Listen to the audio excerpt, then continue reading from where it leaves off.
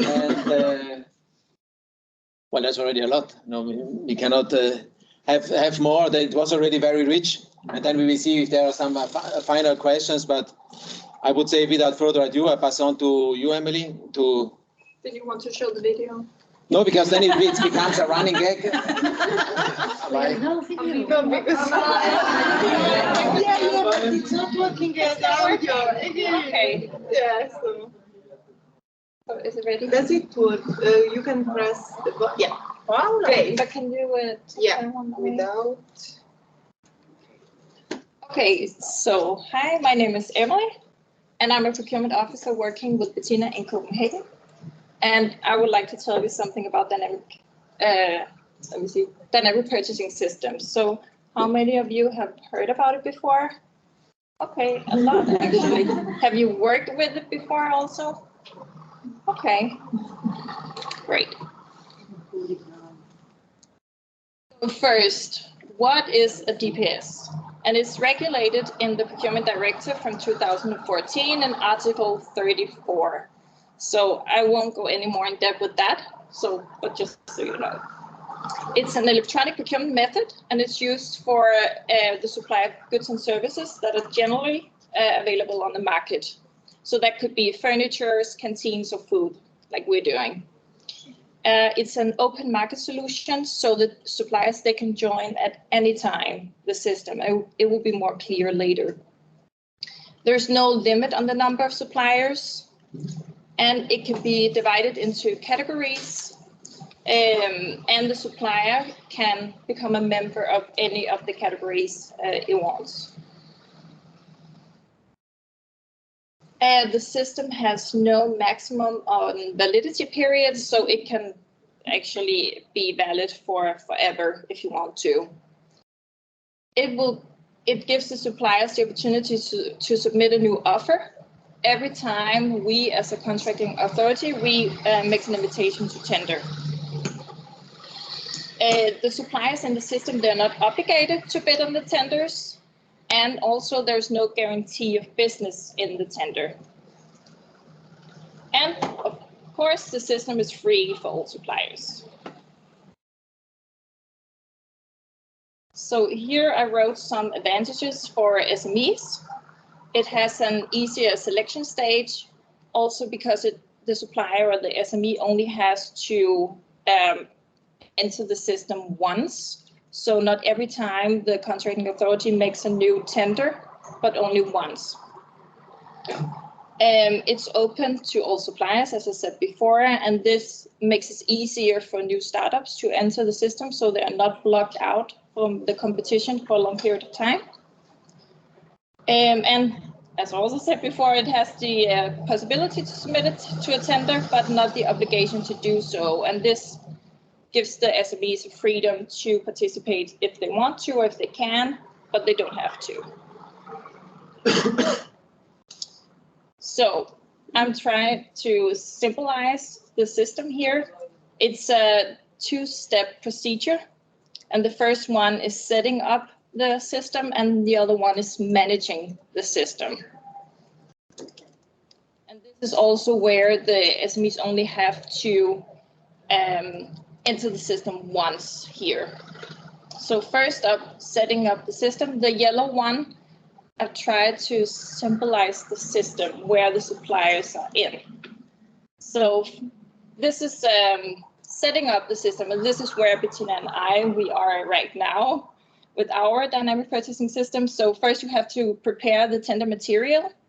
You have to publication of the tender notice.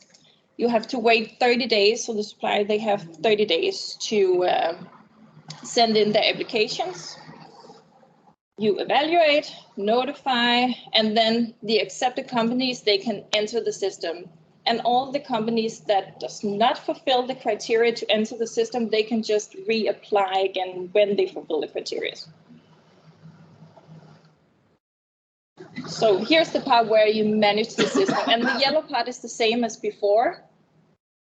This is just the part where you kind of manage the system. So this part up here is the tender procedure in the system. So you make an invitation to tender, or we do as contracting authorities. There's a 10 days deadline for receiving offers. You evaluate, award the contract, and notify. And this process you can repeat as many times as you want. And this part down here is the dynamic part of the system. So this is where the new companies, they can enter the system at all times, as long as they fulfill the criteria. So our system, as Bettina told you before, we're making a dynamic purchasing system on fruit and vegetables in season. And we're doing this because we have a political goal to try to include SMEs in our tenders so they have a chance to bid. Everyone is welcome, also the wholesalers. We are trying to make the contracts as small as possible. And that's in amount and in periods. So for example, we'll make a contract for strawberries and it's only for 1 day they need delivered the strawberries. So that would be just one contract. And it could also be for a month or maybe 3 weeks contract. So small amounts and small periods of time. The SMEs, they only have to deliver to 2 kitchens in Copenhagen. So we'll also try to make it easier for them to be able to deliver to us. I have had market dialogue with the kitchen already. So the one who has to use the dynamic purchasing system. So buy stuff in there. And we're having market dialogue with the market on Monday. So we're very excited about that. We have had some challenges also. One challenge for the supplier is that they have to bid on multiple tenders. Maybe that could be hard for them or a lot of work for them to do so. We also have to make, as contracting authorities, more tenders than usual in the system, especially now that we are making small contracts. So instead of a bigger contract with many different fruits and vegetables in it, we'll make just one for apples and one for strawberries. So it's a little more work for us. And then we have had a challenge because we couldn't find the farmers in Denmark. So that has been hard. We couldn't find a list of any farmers to see what they're producing either. So I've Googled it and found a few. And I have made some of the tender material, and it's only 50 pages, and we tried really to make it short and easy compared to Bettina's with 250 pages.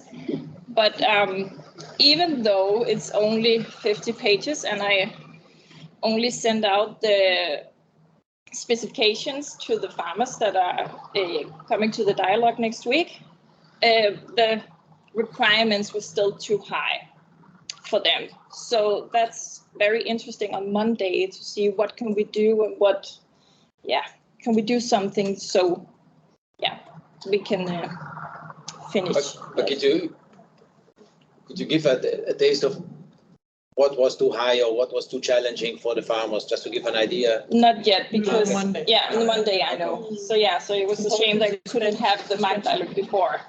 Yeah. But maybe you have considered that they have to fill out the ESPD, the European single procurement document, to get into the system. Yeah, they don't have to do that. Oh. Yeah, and they don't know that, but they don't have to fill it out to get into the system, only when they win the contract. They also have to do it to a document that they are in accordance with the requirements you have set out. But I'm not sure. But this is a great way of doing it, because they have as many attempts as they want. It's very often seen that when small and medium-sized enterprises that don't have these big administrative resources, they have to fill out an ESPD, and it's a minefield for them. They don't know, and they read all this. Has anyone here been convicted of child labor and trafficking and all these things? And they can't even understand why they have to do this. And it's often seen that if they make one mistake, then it's just your one shot wasted.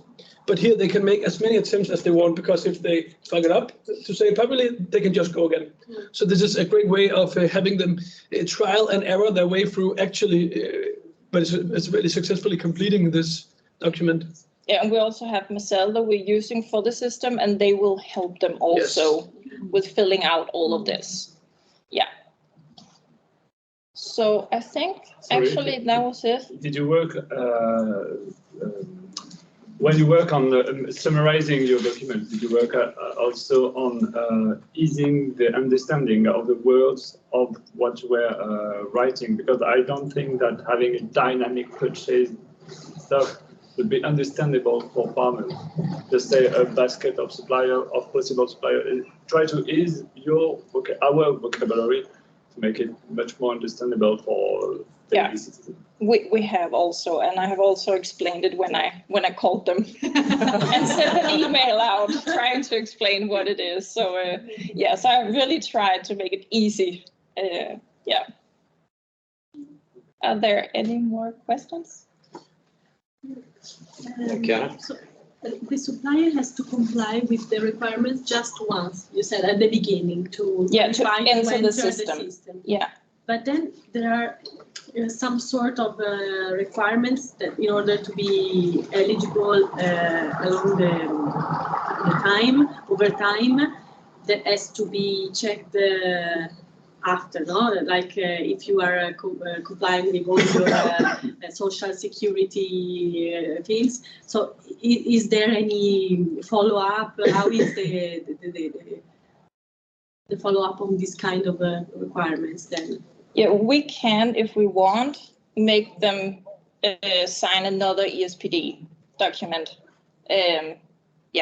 While they're in the system. Maybe for all ESPD document means? Yeah. A European single procurement document.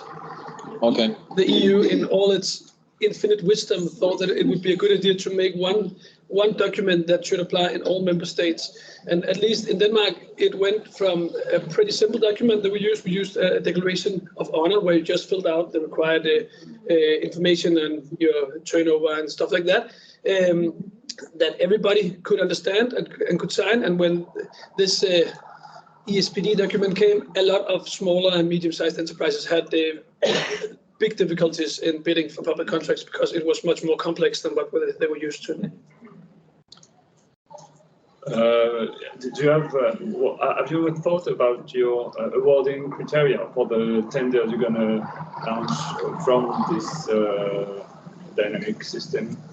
A little bit, but not. Because will that be only you ask them for the prices, or every time they're going to have to prove on quality stuff that they are different from each other?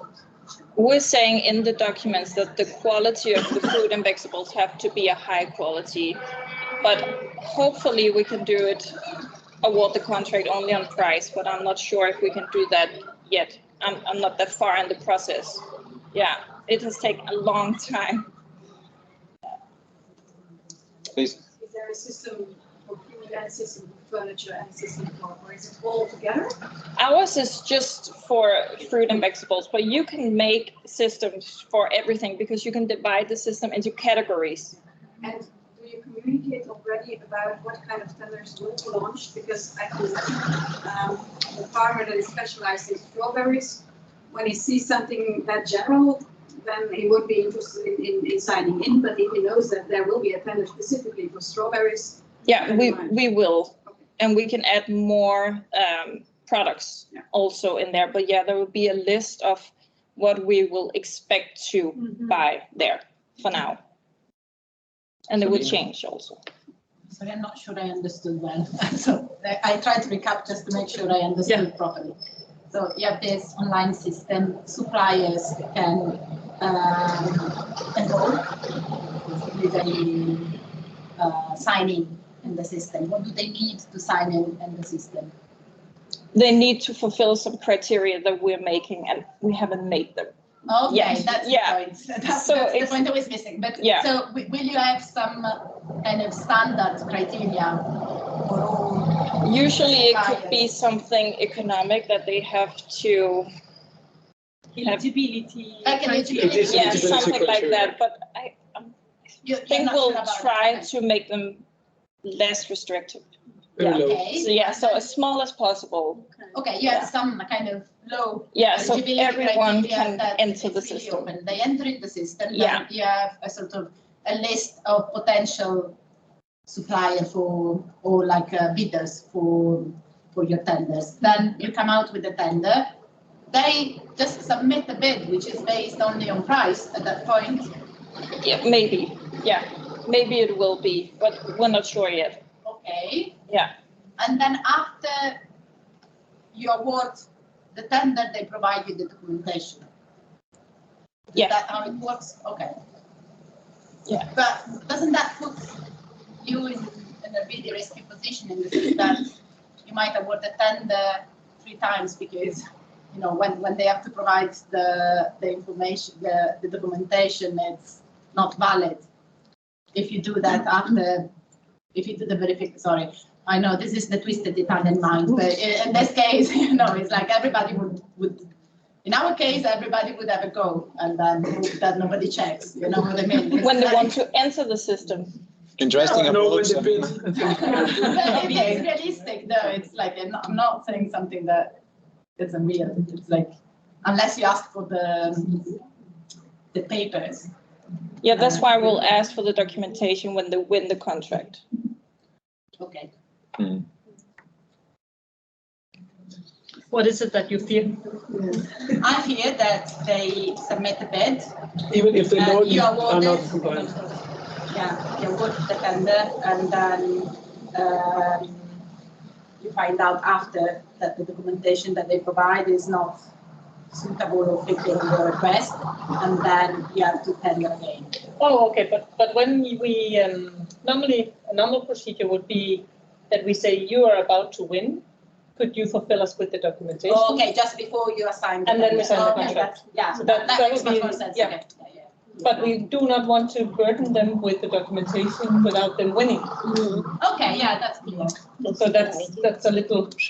Yeah. But in this way, I understand. So you tell them in advance now you're about to win and Yeah, we prepare have your you documentation. were the one to win, so now you have to prepare the documentation, and if everything is fine, you will win. Yeah. Okay. Yeah. Okay. Yes? Okay. Yeah. Yes, and actually, since this summer, with the last revision of the Danish Public Purchase Act, it's now possible not to ask them for documentation. But before you had to do it. Yeah, but before not awarding with contracts. entry, right? You always have to do it at entry. They have to sign out an SPD, but you don't have to have file documentation for the things signed off in the SPD. But it's now possible to, as well, award them contracts also without demanding documentation, as before you had to do it. But now you can actually just award it if you trust them. So in the so let's say if you get some different Italian SMEs, you should probably ask for documentation too. Since they will just have a go anyway. Yeah. Thank you very much. Questions? No. Then I think it's Tamara's turn. Thank you, Emily.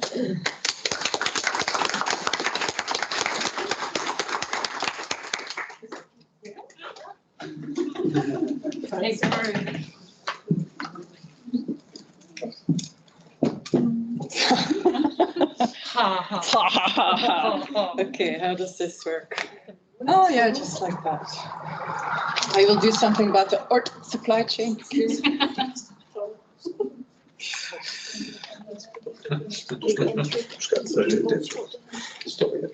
Okay, hi everyone. Yeah, hi, I'm Tamara Bruning. I work for the city of Ghent. I'm the head of services. I'm not the head of the procurement division.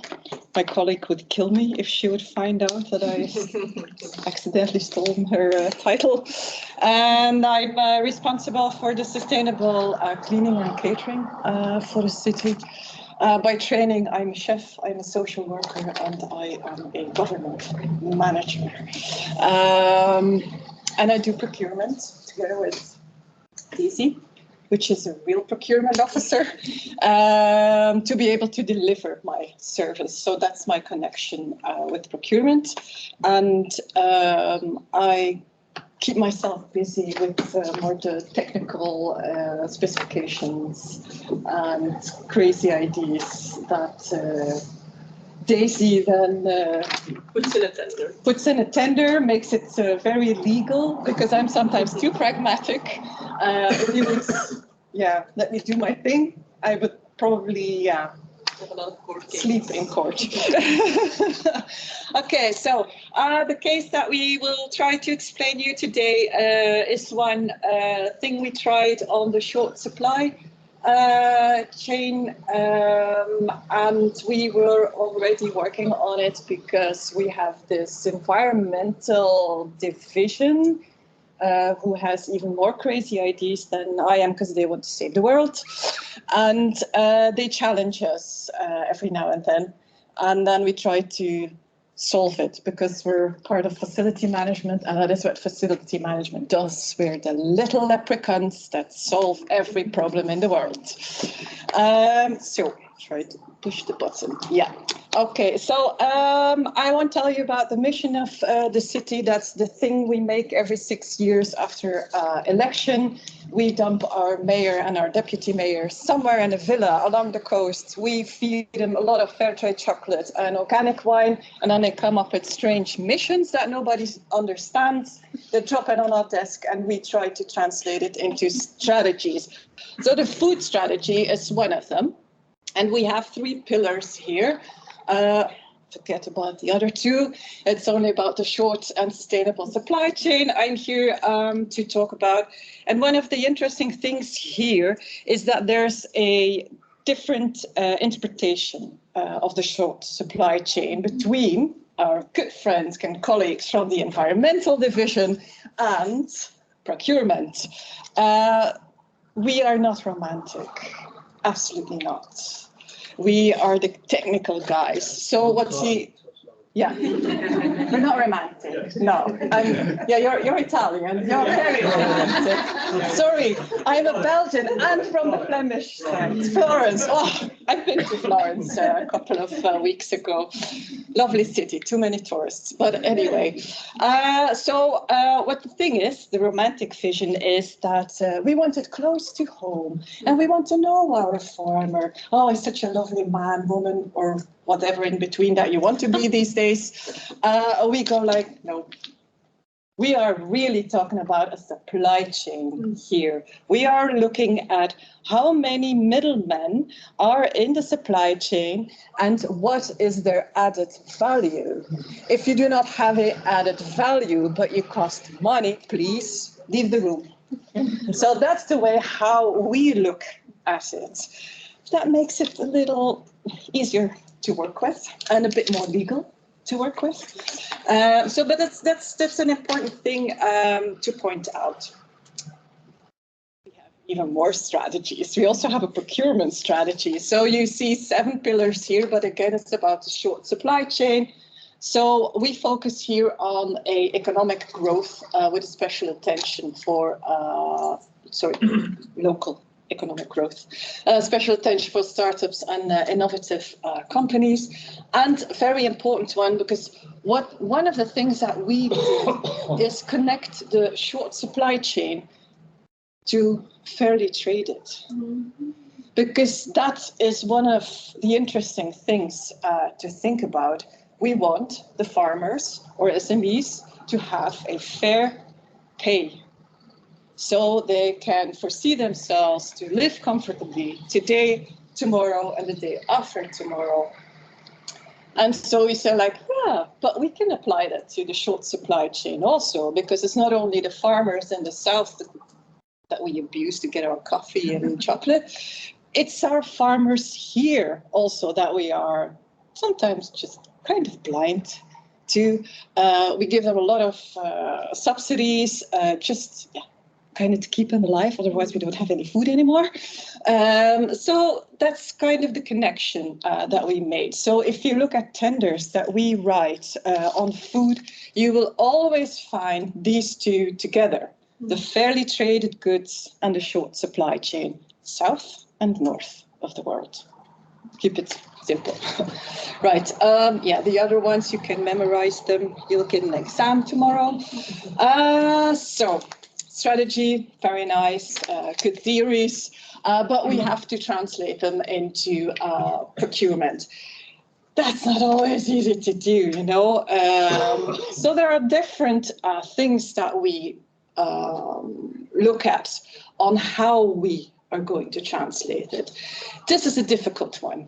We are not always very able to explain this very important piece of the work to our politicians, because they want a one-size-fits-all. And it doesn't work like that, because markets are different, products are different. So we need to be able to swap around in it. So we look at the maturity of the market. How mature is a market to deal with sustainability?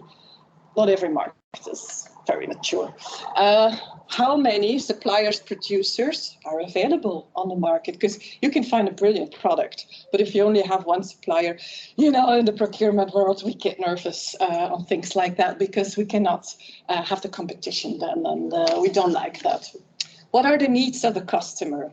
So what do they need? And then the fourth one is one, The most important. very important one, because it's about the commitment of the customer. Because we can have brilliant strategies, we can write brilliant tenders, we can win prizes with it. But if the customer says, fuck off, you don't get anywhere. You can get the 26 different sorts of apples and organic and brilliant. But if the customer just wants the unicorn apple, it's not like you can shoot them. Sometimes you would like to do that, but we're not allowed. So we always check how committed is the customer, because that also say hi in Florence. Hi. We have a runner. No. We always check this one to see how far we can go, or what we need to do during the time of the contract to massage them in more commitment. And then, of course, available budget. Sometimes things are not possible because they are too expensive. So this is our little experiment that we tried. I didn't get the years on one line, sorry. It's not you getting drunk or anything. So what we did is that we have, every year, we have the week of the short supply chain. It sounds better in Dutch. We have a project, it's called I Cook, or I Cook. And they cook all the meals in our staff restaurants, and we do the procurement for their food products. And we challenge them, because I'm also a chef, I can challenge other chefs. So what we did is, they're all men, by the way, just saying. We bet that you are not able to design a menu for the short supply chain week, and, you know, just use local products. We go out with a lot of, we were four of us, yeah. And we just buy what you want. And we're like, we're going to buy what we want? Like, yeah, we stay under the threshold of 8,500 euros. Yeah, that's email contracts. That's a gentleman's agreement. So we keep the spirit of the procurement law alive, but we have a lot of flexibility to deal with it. So we got the menu, yes, and I sent it back. And I said, this is all you could do? And they were like, what? So they rewrote the menu, got it more creative, and then we started to work on it. And I think we pretty much got our hands on all the products in the province of East Flanders and in the area around the city of Ghent, and it was quite a success. In the same year, in 2018, there was this project between Ricolto, City of Ghent and the University of Ghent, in a research on how can we create a business-to-business platform where farmers and SMEs can sign in to sell their products on a website to the local hotels, restaurants and cafes in Ghent. It was also the year that the platform got founded. The city of Ghent does not own the platform, just to be sure here. It's now standing completely on its own. We knew about this, but we were not allowed to touch it, use it, talk to them, because they were a little tiny baby. So there's like, you stay away. Okay, you give a sign if we can talk to them. So next year we just did the same for the week, challenged the chefs again, got a very nice menu because we were allowed then to say, maybe you should check the website of Vanir. Vanir means from here. It's a word game. And we got access to even more nice produce by going through the website and other suppliers that we contacted. And by then we really tickled those chefs because they said like, you know, we kind of like this. Can we have more? And like, okay, what do you want more? And the deal we made then with them was dairy. There's a lot of dairy farms in the surroundings of Ghent. And we made a contract for 30,000 euros. There's no email contract anymore. That's we really write a small tender then, and we send it out to the platform, but also to other SMEs because we need competition. So you still need the competition. But yeah, Vanir was the best one. So they won the tender. And then, yeah, COVID hit, so that's why there are 2 years between those. And we made a new contract then because they even want more. We involved our hotel and catering school also. And we wrote below the threshold a serious contract. It's 140 now, 130,000. Euros. And the fun thing was, by then we already had 4 of those platforms. And I think COVID was catalyzed it to become more popular. So we could, we had the market research and the chats and all that things. And the tender was won by Vanir and Westreeks. So Vanir is East Flanders. Westreeks is West Flanders, also 2 provinces lying close together. So this is what we did to learn on how to procure through short supply chains. And the things that we learned is, oh, that's horrible, that color. We had some risks and challenges. In talking to farmers from 2018 until to 2022, a lot of the farmers and SMEs are not interested in doing business to business. And it's also something we have to accept and that we have to try to explain to the politicians. You cannot force them to sell stuff to us. Procurement law, we think it's fun, but we're the nerds. The rest of the world doesn't think it's fun. So it's quite complex, like Emily already said. It's complex. There's a lot of red tape. You know, most of the farmers, they want to grow potatoes or asparagus and leave me alone, no paperwork. I'm a farmer because I don't like paperwork. So, and then it's a financial risk because we never pay deposits. That's not always easy. If you're an SME and you, as a big organization, you put down a big order and you don't like pay 1/3 in advance, the financial risk is with them. So that scares off a lot of small suppliers.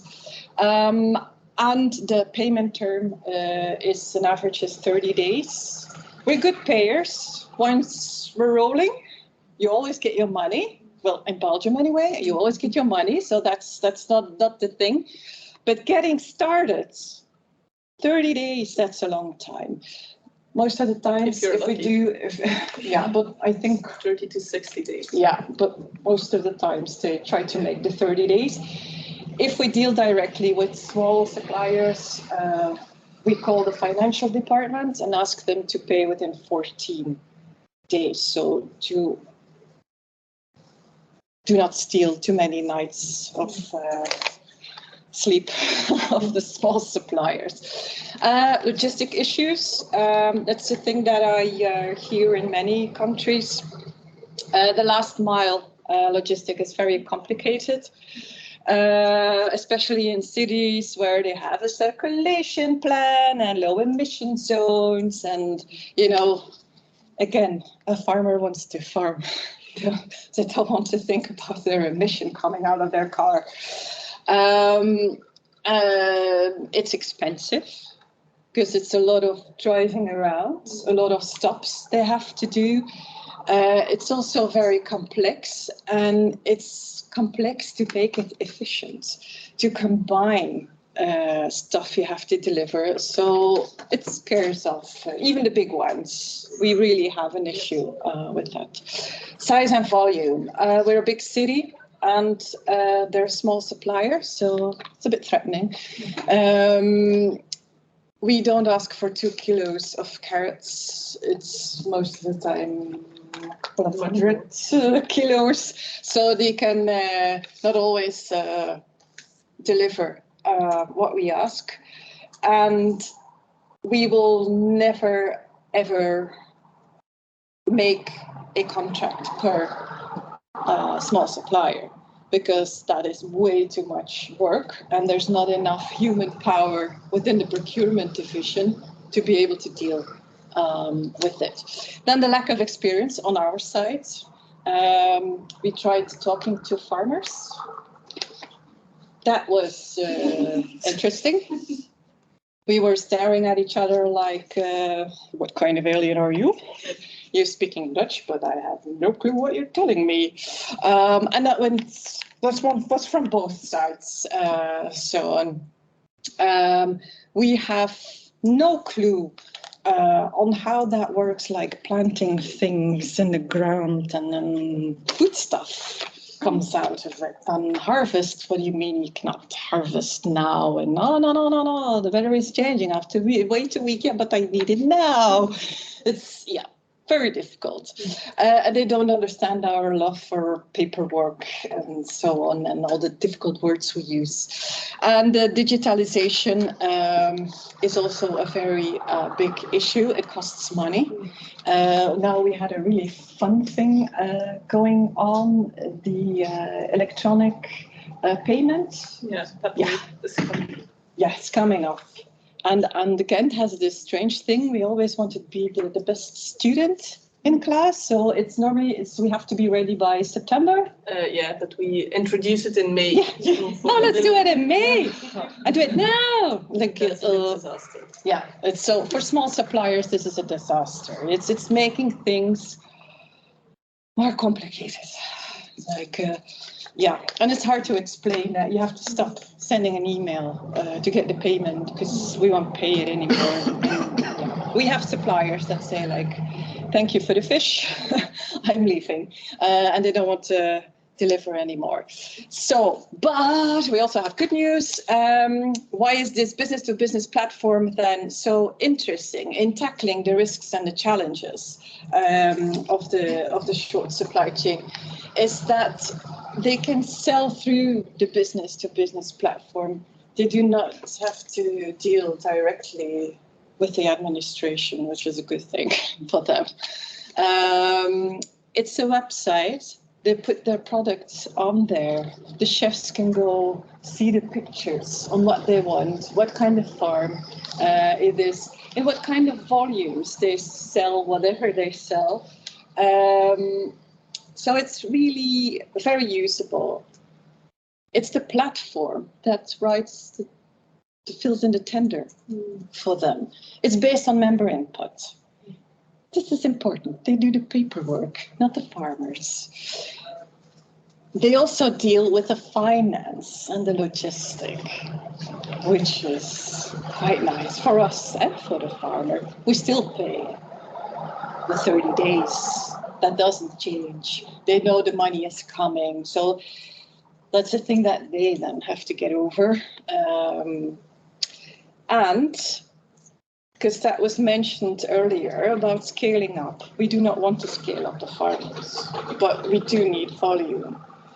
And because the farmers unite themselves in the business-to-business platform, it's a form of scaling up. We can get our hands on the amount. And it often happens that they have to call that they, for an order like 40 kilo of butter, farmer one can deliver 35. Is it okay that we get the 5 kilo from another farmer? And like, yeah, fine. But they always have to give a little call to the kitchen to mention that. The web shop I mentioned. And we did notice that a platform like this, it's an in-between, but they have an added value for us because we do not speak farmers and farmers do not speak administration. So, and the logistic and so on. And also very important is that the small-scale producers stay in charge of the price. So, just one question. Yeah. What do you mean? Who writes the tender? Because Yes, it's a bad translation. Ah. No, we write the tender. Okay. They fill in the tender. Sorry, I have to change that. It's with Spanish, and the saturation is also directly with Spanish. Yeah.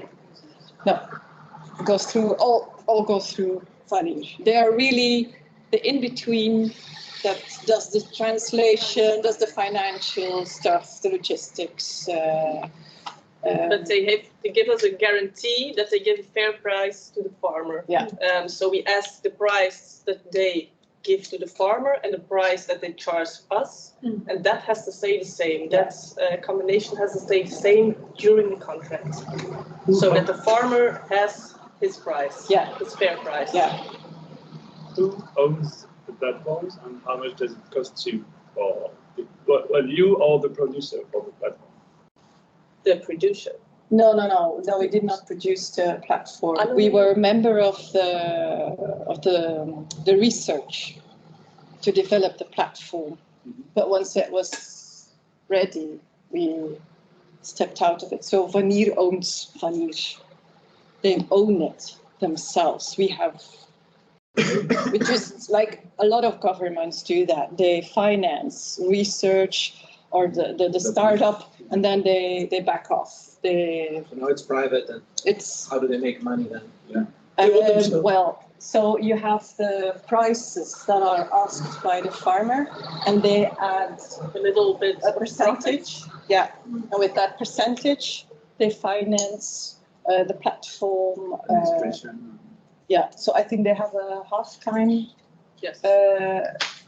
Half-time equivalent. Do you know the markup? Do you know the percentage? Or? I don't know it by heart. No. Well, is it more 1 or 2% or 20? It's higher. It's higher. It's. I thought it was 20. We will look it up. Okay. But you, for using it, you don't have to pay something. No. We have our price of the contract, and that's what we're paying. Yeah. And they have arrangements. Yeah, the percentage is in there, but the farmer gets the price that they asked for. So it's not, Vanir is not taking the percentage of the price the farmer asked. They added it up. Okay. Okay. So in a way, Vanir takes the unpleasant stuff from both of you, from the public authority side and from the farmers, and they do the paper, the boring. Yes. Yeah, but it's technically we pay. The service of Vanir is paid by us, not by the farmer. Indirectly, you pay them. Yeah. You and all the other and all the hotels and restaurants that use Vanir, because I think we are the only local government for the moment that is purchasing through value, because this is quite new still. But is there a study showing how much it costs to build it up? I think it will be available with the environmental division, so I have to ask. Yeah, I have to ask. Okay, so it took us 4 years to build up the experience that we have today. This is mostly how we work. We get crazy ideas, and then we call that our ICLEI contracts. That's to play with. It's a German word. And we start always below the 8,500 euros, because, yeah, you can do pretty much what you want. As long as you do not waste the money and harm anyone, you're pretty good. If it works well, we move up to the 30,000, and that's how we grow and mature the contract. We have learned on how we can work together with SMEs and how they can work together with us, but it's still a process going on. We still have a lot to learn. What we also noticed is that you can have brilliant ideas sitting behind your desk or joining these lovely events, but it's so important to have a dialogue with your customer client and with the market, so you have a realistic tender. Because we started with 3 lots for the latest tender we wrote. It was meat, it was vegetables and fruits, and it was dairy and eggs. We took out the meat because it was so expensive that we probably would have written another contract within the year, because all the money would have gone to the meat. So we took it out and we put in, maybe a bit strange, the vegetarian products, because we knew that Westrix that had a very innovative company under contract for making vegetarian products based on the oyster mushroom. What was also lucky for us that the last 3 years in Belgium that the more and more of these business-to-business platforms started to come alive. So it's quite becoming a popular model, which is simple in use for all parties. Here, yeah, it does have a large potential in upscaling, but it does need to professionalize more. It has to mature. It's has to get away from, yay, we're doing fun stuff, into a very professional platform.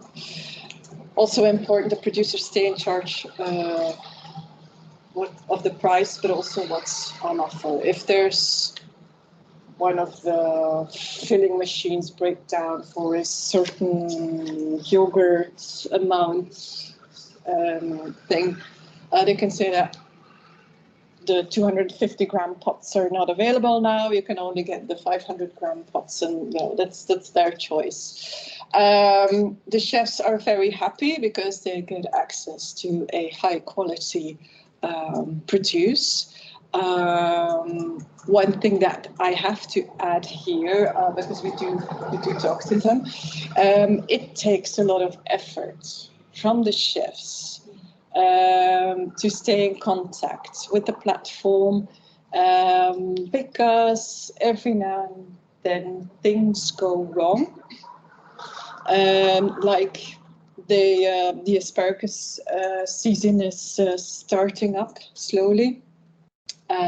You can order asparagus, but yeah, the farmer goes like, no, I'm gonna wait for 2 days. But the chef has put asparagus on the menu that day. They don't always warn us in time. So that's, they get a bit stressed, but it's a different mindset. So yeah, it's not always easy. And then we have to evaluate it. We still have to do that. And then decide on what to do. If we stay under the threshold or we rethink it again and go above the threshold, which will make the 200-page contract. Because now it's, I think, a 40, 50-page contract, which is understandable, which we can easily explain on how it works. So extra red tape, more competition. So yeah, that's something that we still have to figure out. There, that was for me. Any questions? Terrific.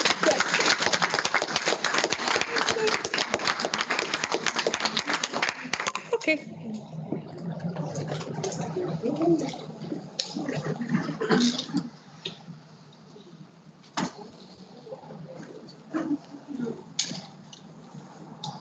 Well, it's 15 minutes earlier. What shall I say? Are there any reflections, comments after all this input? Please, Chiara. I don't know if we can come back to the issue of seasonality and freshness, maybe to clarify the legal aspects of it. Yeah.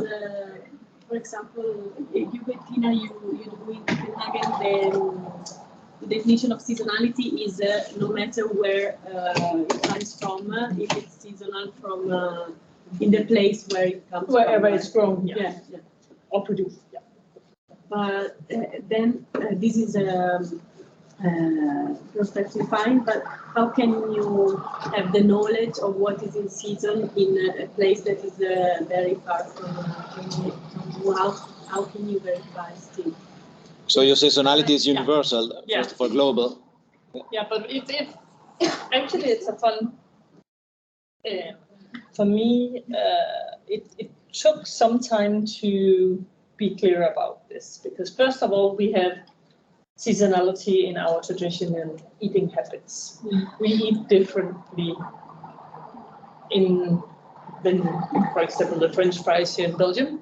We don't eat that much, at least. It's not a tradition. We eat it a lot, so we have different eating traditions. In springtime, we eat some asparagus, but I think here in Belgium, you eat them more than we do.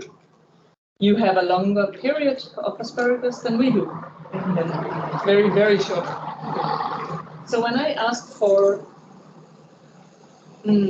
seasonal products linking to our traditional dishes, I will ask for asparagus for a very, very short period of time in my calendar. So this short period, I want asparagus. It's May, to be honest. Sometimes April, half May. And then I write that this period of time can differ according to wind and weather. If we have a really sunny springtime, we start to want to eat asparagus earlier because we feel the springtime coming, and asparagus is linked to springtime for us, like really. So that's how the traditional eating is linked to the seasonality. Okay? So this is the one thing, and that is completely legal, that we ask for things whenever we want them. That's, nobody can decide when I want to buy what. Sure. Yeah. So that's that kind of seasonality. Then the other kind of seasonality is then when they deliver the asparagus to me in April, May. If it says that they come from South Africa, I will think, okay, are they then in season in South Africa? Luckily, we have Google. And if we do not have Google, we have AI. It's a new thing. I'm all into it. I'm so happy. It's my new friend.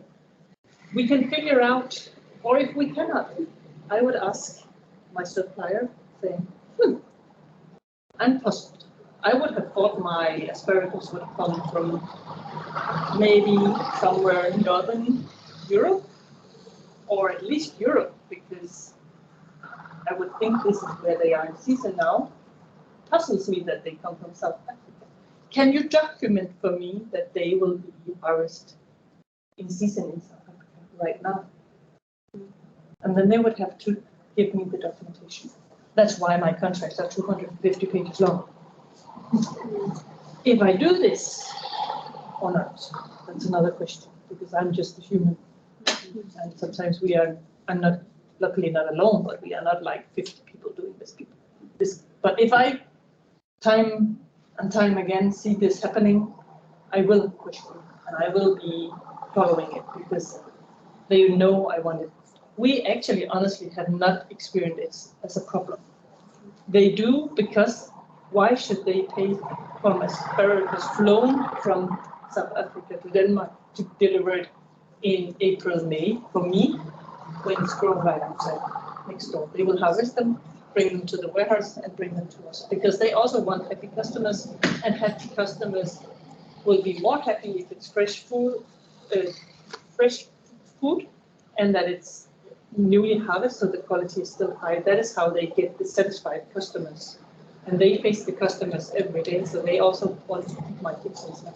So Bettina, to summarize, it doesn't mean that your seasonality means you want strawberry all year long. 300. No. It's in a certain period, and then it's according to the criteria. Yes. Okay. And if they buy strawberries, then outside of that certain period, they buy it outside my contract, and then that's nothing to do with me. But they sometimes do that if they have an elderly living at a nursing home, and the last wish is to have strawberries in December. They should have that strawberry in December, and that shouldn't be linked to legal contract within the municipality. That's totally different. Yeah. But the other point, I think it's very interesting what you said about freshness. Yes, please. No, but also because from a legal point of view, I found some contracts, some tenders where it was written as a technical specification, like to define what you are buying, that you want food products in season in the region where you are tendering. That doesn't work. So this is not. No, that's a direct discrimination. That you decide what you want when you want it. Yes. So if you have a calendar and you specify you don't buy strawberries in December, but you buy strawberries in June. But you should link it to your traditional eating habits, not to what is grown in your area. But it doesn't even need to be argued, because you have the right to decide what you want to buy when. Yeah. So it doesn't. You don't even need the argument of the seasonal. Exactly. Yeah. I know, but I found it. That's why I was thinking maybe. But you took the calendar.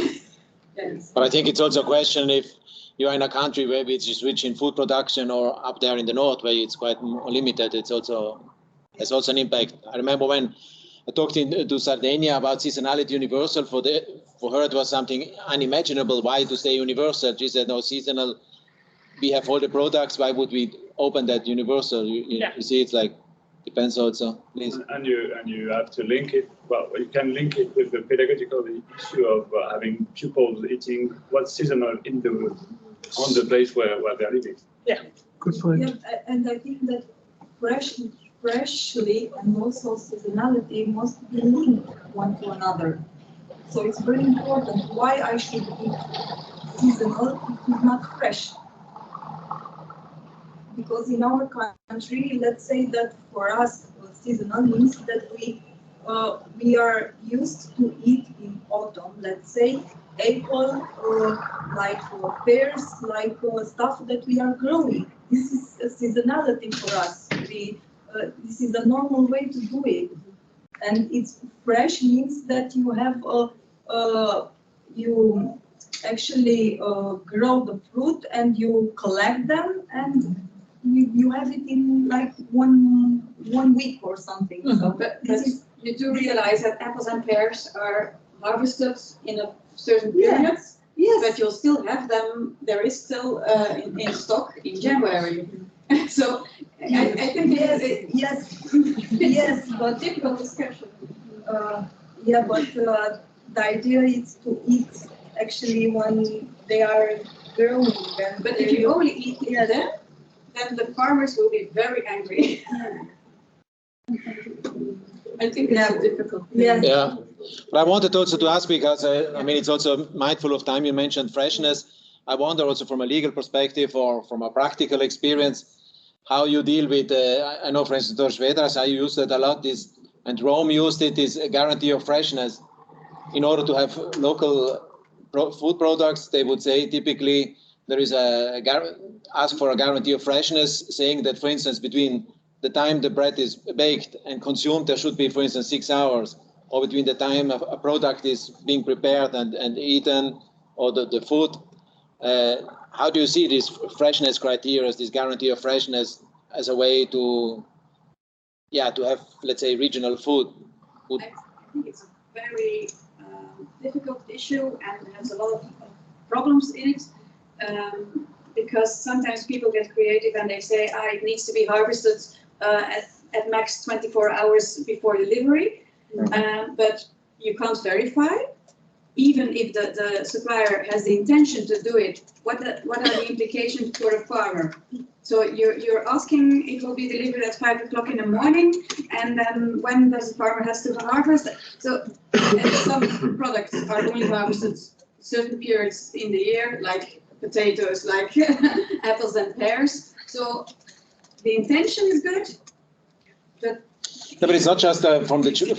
For me, it's not just from the tree and in the mouth. It's also, it's clear that if you don't accept, for instance, frozen products, like just fresh products, right? It's clear that because frozen products can go from very far. If you say fresh products, it's a different, it's a different kind of. If you buy your products specifications, you will already have decided. If you're buying products, not catering, but if you're buying products, you already have decided whether you want frozen or fresh. Yes. You already specified that it's a different product. So that would only be something that you can ask your catering service to always work with fresh products. But then again, because many do it for bread and meat, and bread is easy because you know when it's baked, and that meat is when the slaughtering happened. Please. Maybe there is at least I have a confusion and overlapping between the level of processing of food and the freshness thing. Because if we are thinking about frozen being the opposite of fresh, but this is it's raw, yeah, and frozen.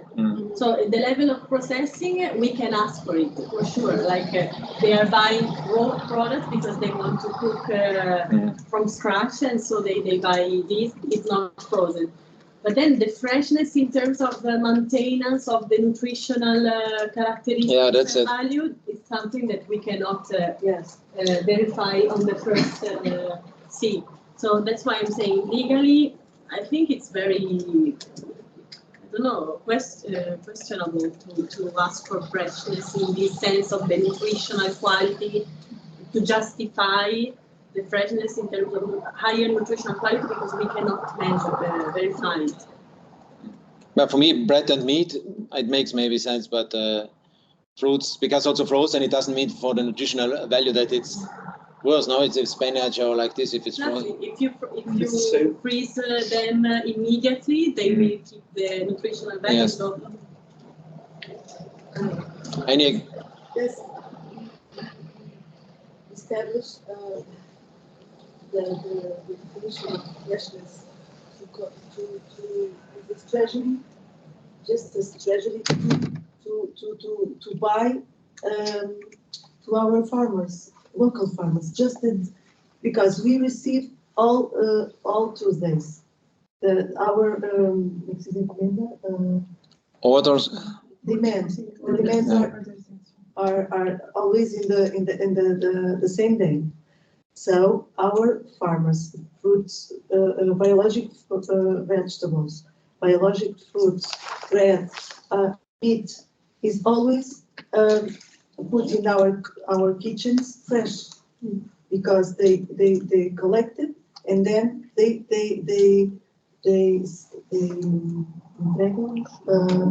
deliver.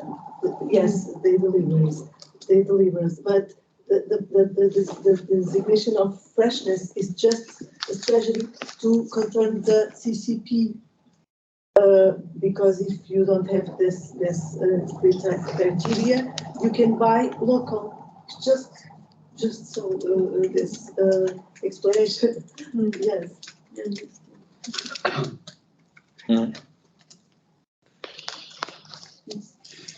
There's not much, I don't know, do you want to say something, Johannes, from a legal perspective? Yes, freshness, I can do that. Well, freshness is quite hard to determine, but objectively, because as well, when is something fresh and when isn't it?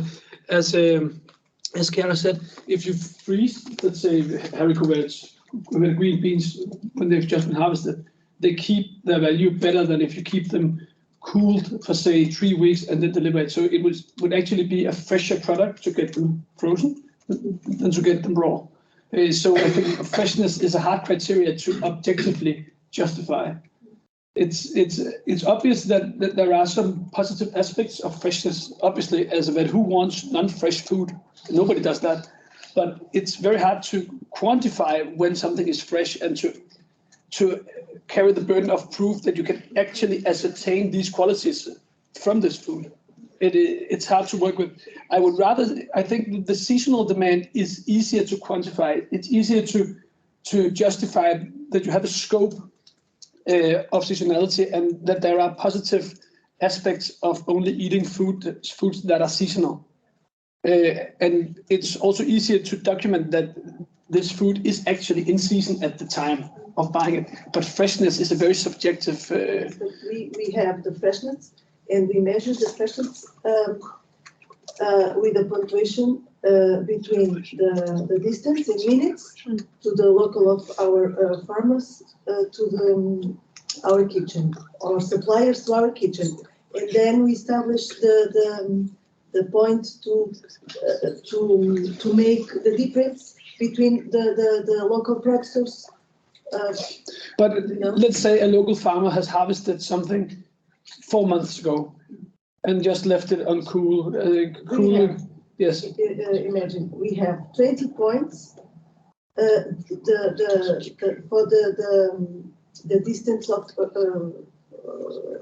14 minutes. That's the last mile transport. Yes. Really. Yes. There's the actual delivery from the storage to you as the customer. And then we create the facility to buy local because we promote. We can promote the local. Have more punctuation than. I understand why you do it, but I really don't think it's objectively justified.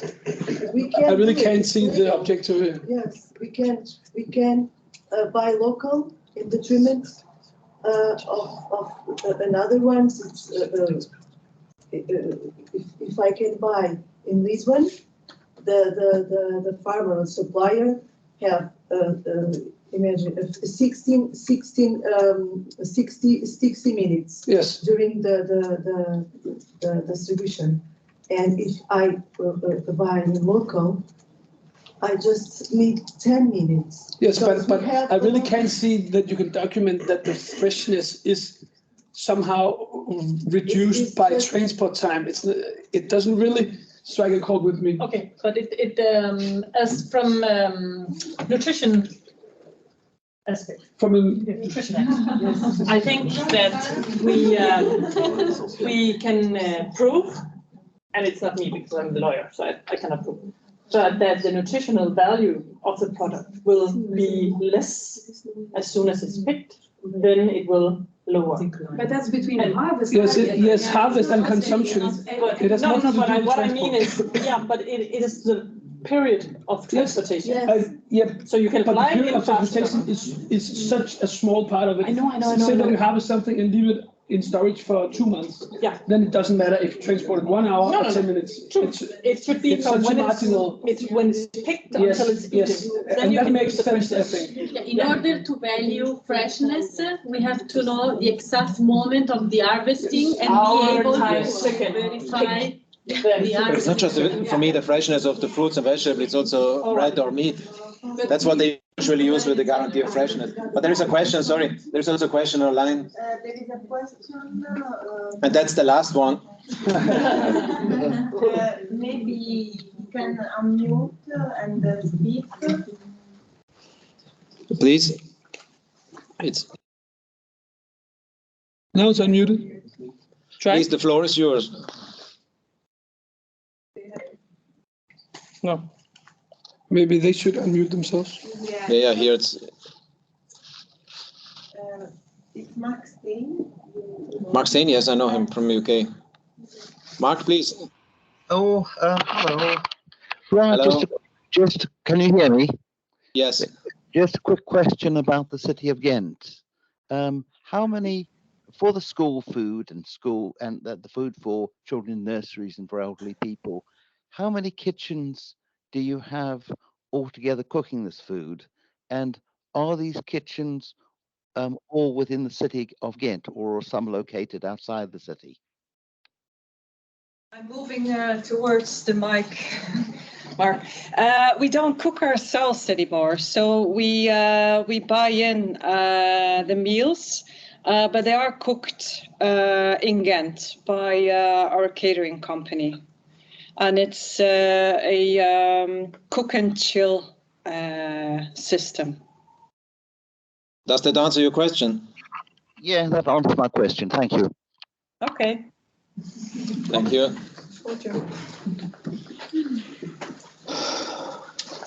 Let me check the time. Oh, it's time.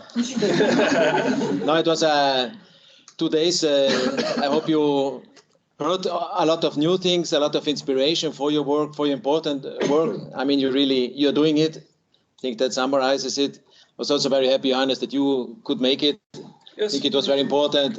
This legal, and to see for some of you, okay, it's legally safe what I do, or wow, I could enter this phase, because it's not, how do you say, it's not for granted that you have lawyers that talk that way. I remember like when I started at ICLEI in 2005-06, we had this guidance on fair trade in public procurement, and we had this very famous lawyer from the UK.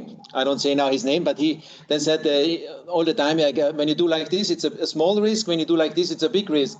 And I remember afterwards, also from the fair trade movement, they came and said, look, Peter, I mean, if there's the continuation, this lawyer continues saying small and big risk, nobody will ever do it. That's how we just changed it totally. And we only started like, how do we minimize the risk, and first of all, do it. And then how, the more daring, the more risk, but, how do you do it? And then changed it totally, because otherwise, yes, but still in many local authority cities, you have legal departments who rather tell you it's too risky, don't dare, and block you. Or it's not necessary. Yeah, or at least not, they don't encourage us, or they're not progressive lawyers. So it was good to be here, but also thanks for all of you for sharing all your stories, good practice examples, your energy, your passion. So keep up the good work, and hope to stay in touch and collaborate in the future. Thank you very much. Thank you. Thank you. Thank you.